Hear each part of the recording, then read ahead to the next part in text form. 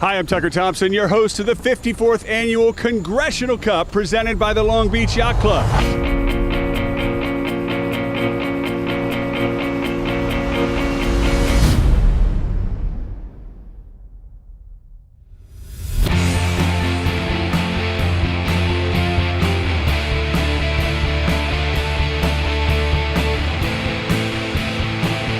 Level this year is exceptionally high. We've got a number of former Congressional Cup winners and, world match racing champions, and everyone's got a fairly extensive resume.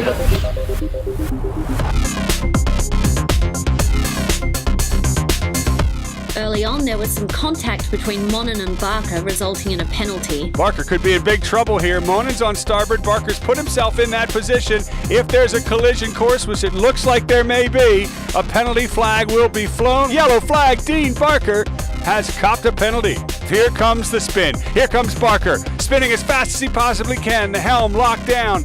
Now he's complete through the tack, bow going down. Umpire will make the call. Is the penalty clear? Yes, it's bow to bow. Both boats coming into the line. Who's got it? To my eye, I think.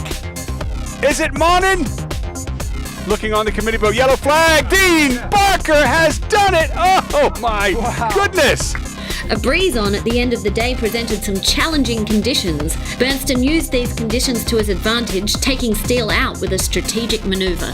And you're right, Steele, slow, Spinnaker in the water, no jib up, but he's bow forward on Berntsen. That's the good news, as his crew struggles to clean the mess up and get back into it. Berntsen, meanwhile, starting to build pace. Steele's in trouble, half a jib up, half a kite in the water, and here comes Berntsen from behind. It was all but over. Can the Swede pass the Kiwi? Look at Berntsen, he's got pace. Steele in trouble, who's got it? Steele's going to be on the inside at the mark if he can get his boat speed up. Try to hold Berntsen off, but Berntsen simply has to roll and go bow down to take the race. Oh, wow, what an exciting match. I wouldn't have put money on that, but in the last few seconds, give the race to Johnny Berntsen.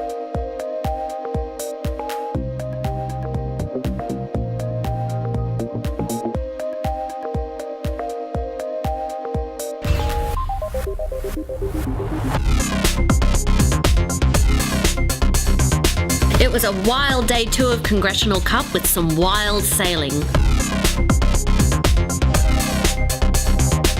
Winds were topping 20 knots and the teams were required to switch from Genoa to jibs.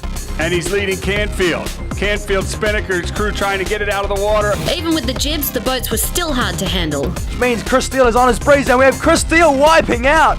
At one point, the pier became an obstruction. Harry Price here, really close to the pier. Trying to get us close. Oh, and there goes. I did not see that. I did not expect that. During race 11, there was contact between Barker and Gilmore. Marks. Contact. Massive collision. Dean Barker. Gilmore did not keep clear and was hit with a red flag, having to do an immediate turn, costing him the match.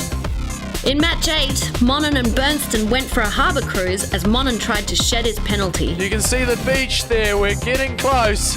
Surely we're going to have a water call soon, Tucker. I can't, honestly, after 15 years of covering this event, I've never seen a water call where the boats could potentially run aground, but they're along the beach. The day was not without some controversy. In match 10, Aschenbrenner and Canfield rounded different weather marks. Well, what's going on here? Taylor Canfield's still sailing upwind. Has Joachim gone to the wrong mark? Or is Taylor going to the wrong mark?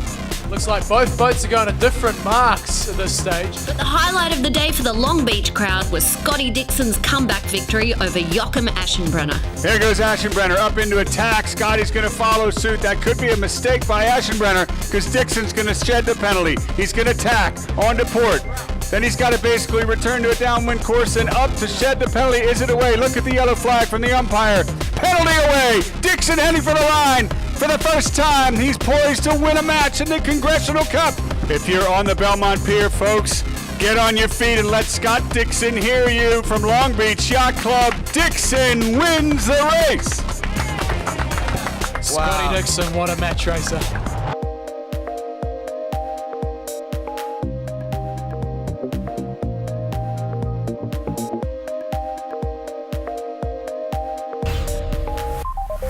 In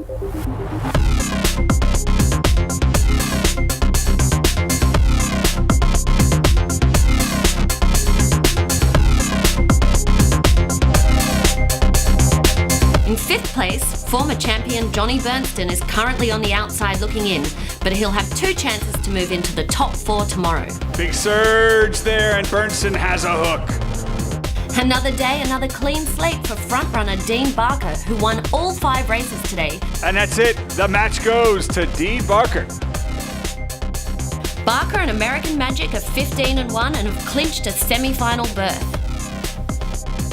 A 4-1 day for 2016 champion Taylor Canfield vaulted him into 2nd place. Is he gonna cross? This could be a close one here. Oh, very close. Oh, very close. Yoki actually ran into him. That is a foul for sure if they're outside of the zone for the mark.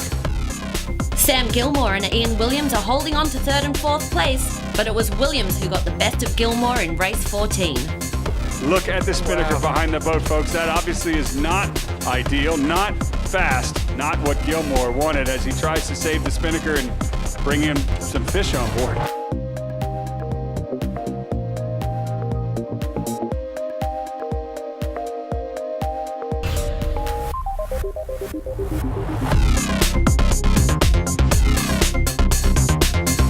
Four teams qualified for the semi-finals today, including 3-time winner Taylor Canfield. In at the committee boat end and putting his bow down, he has won it. Taylor Canfield. Those last 2 legs, that windward leg and leeward leg, if you want to see perfection in match racing, Taylor Canfield, his crew sailed perfectly. Sam Gilmore also punched his ticket to the semis, but will this be the year he wins his first Crimson Blazer? Yeah, as they come into the finish, and it will be Gilmore taking the win over Joachim Aschenbrenner from Denmark. Nice work by Gilmore. American Magic and Dean Barker led the way as the number 1 seed. Barker is behind. Whoa, contact right there off of the spectator boat. You can't get a much closer view than that as Dixon gets spun to the wrong side and Barker rolls into a jibe on starboard. There was contact. Barker has lost only 2 matches, but one of them against Johnny Bernstein was the match of the regatta so far. Alfredo, what is going on here? Okay, so Bernstein's going to try and shed his penalty. So is Barker, but the kite has to be down below the gooseneck, and it's not. It's stuck up halfway in the breeze. Bernstein's getting rid of his penalty. And just when we thought it was going to go Barker's way, Johnny Bernstein from out of nowhere has won it. Incredible. Johnny Bernstein's team jumping around in joy. Barker with his hands in the air. He's not sure what happened. Bernstein's like, checkmate, cheers, mate, thanks for coming. In a must-win match, Bernstein came from behind at the finish line and qualified for the final 4.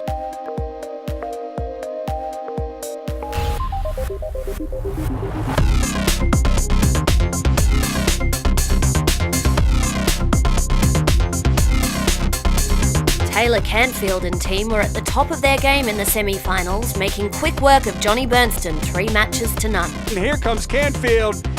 He's done it. We have our first finalist, and it is Taylor Canfield. Sam Gilmore pushed Dean Barker to a 4th match, but in the end, Barker moved on. Oh my goodness, big trouble for Sam Gilmore. The halyard, the shackle at the top has let go. Folks, Dean Barker is your finalist in the Congressional Cup. An incredible effort. The finals were a heavyweight matchup between 2-time Con Cup winner Dean Barker and 3-time champ Taylor Canfield. Taylor Canfield owns the mark, he owns the finish, and as he bears away, he's gonna own the race as well. Match number 1 of the finals goes to Taylor Canfield. Wow. Dean Barker licking his wounds and probably angry and aggressive on port. Look for Team American Magic to come into this match all guns blazing. He doesn't want to foul Canfield behind. I think Doesn't he's want to gonna have a jibe. Canfield looks to roll into a jibe. Watch out for the fake, Dean. Watch out for the fake. It's a fake. He's going back at Dean Barker now. Is Dean inside? Who's won it? They're crossing the line. They've crossed the line. Blue flag. Dean Barker has won it. An incredible finish.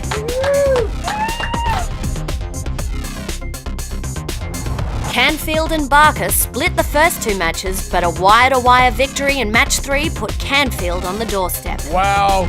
Canfield again showing his dominance. Canfield 2-1 up over Dean Barker, bringing it to match point.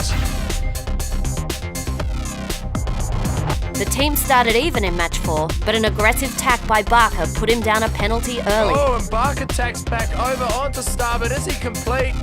Are we going to see contact here? Oh, we're definitely going to see a penalty. I don't even know if the trimmers were ready. That was the fastest tack. Barker surprised us all. American Magic held the lead by inches with an incredible cross on leg 3. Don't push it. Don't get another foul. Has he got it? Will he cross? Canfield will be looking for a penalty. Look at that cross. Incredible. Holy moly. Dean Barker just pulled off one of the most impressive crosses I have ever seen. Barker failed to clear his penalty at the weather mark and opened the door for Canfield, who slammed it shut. So Barker shed his penalty and rolls into a spinnaker set, but Canfield is ahead as the boats head downwind. Oh my God, I think this could be a big mistake from Dean Barker. It doesn't look like Barker's gonna do it. And Taylor Canfield, folks, wins his 4th Congressional Cup in incredible fashion. Unbelievable!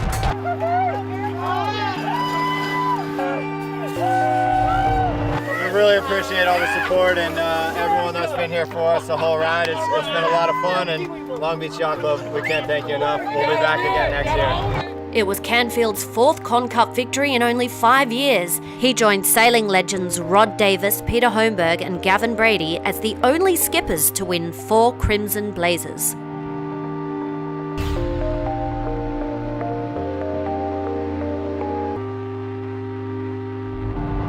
Well, there you have it. A huge congrats to Taylor Canfield. We hope you enjoyed our 2018 Congressional Cup coverage.